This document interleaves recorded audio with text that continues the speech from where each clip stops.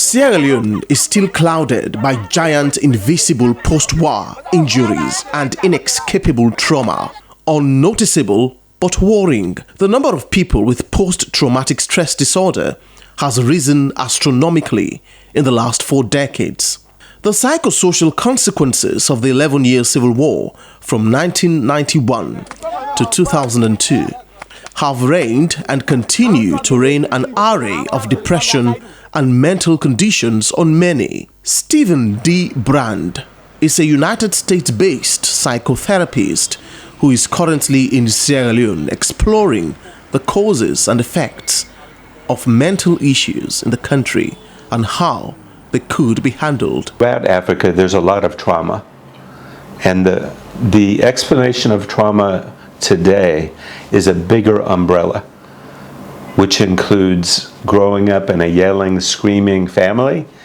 It includes a fractured family with, the parents getting divorced or having a stepfather or a stepmother. It includes death of a parent, but it includes also domestic violence and physical abuse, along with molestation, rape, being sodomized, all kinds of war. But the situation has worsened, as it is estimated that a little over 4,000 people survived the Ebola virus disease, many of which are currently experiencing post-Ebola physical and mental health disorders. But that's not the only cause. Drug and substance abuse is similarly wreaking havoc. This BBC Africa Eye documentary revealed some worryingly threatening statistics and scenes of drug abuse in Sierra Leone.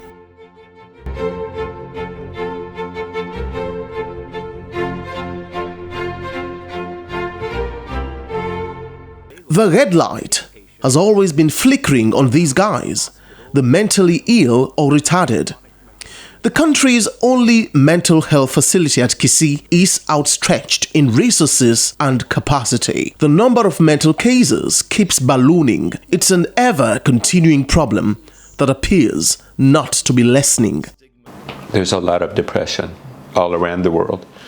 And people are actually more disconnected because of social media, because they spend so much time with fake friends. They're not having good, healthy, deep relationships. And so people are feeling more lonely, more disconnected. And then usually depression is triggered by a loss, a death, even the loss of a job, the loss of a love interest, the breaking up of a romance or a marriage can trigger depression. The World Health Organization estimates that 10% of Sierra Leoneans are mentally retarded. That's how alarming mental issues have become in the latter part of the 21st century. Chances are, if you are born in the latter part of the 4th Industrial Revolution, you might not have a steady head because you're thinking of how to pay the bills, how to be successful in life. That comes indeed with the hustling and bustling of present society.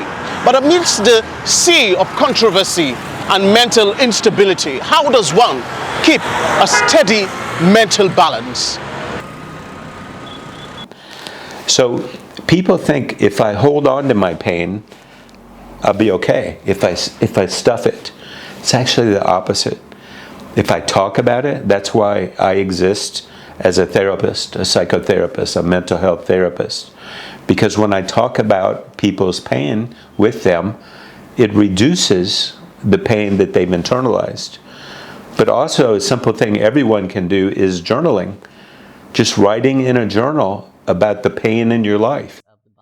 There are more than 100 neurotransmitters in the brain and billions of connections between neurons, processing billions and trillions of activities.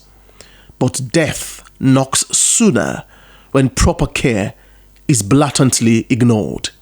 Meanwhile, mental disorders like psychosis, depression, epilepsy, and severe substance abuse continue to prey much of Sierra Leone. SLBC, Victor Jones, from Freetown. Its young population, vibrant culture, and beautiful landscapes